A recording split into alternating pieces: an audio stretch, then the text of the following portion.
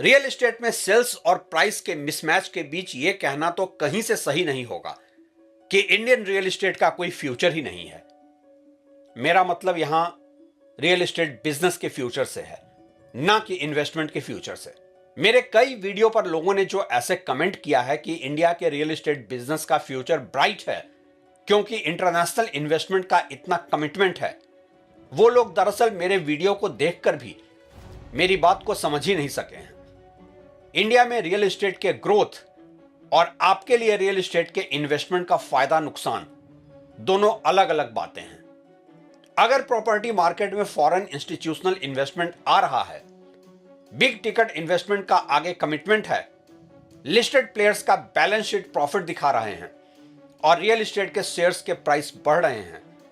तो इसका यह मतलब नहीं है कि real estate best asset class है और आपको भी अपनी हैसियत से बढ़कर प्रॉपर्टी खरीद लेना चाहिए। इंडियन रियल एस्टेट के ग्रोथ स्टोरी के प्रोजेक्शन देखकर अपनी हैसियत से बढ़कर या कर्ज में डूबकर इन्वेस्ट कर लेना किसी भी लिहाज से आपके फाइनेंशियल हेल्थ के लिए ठीक नहीं है,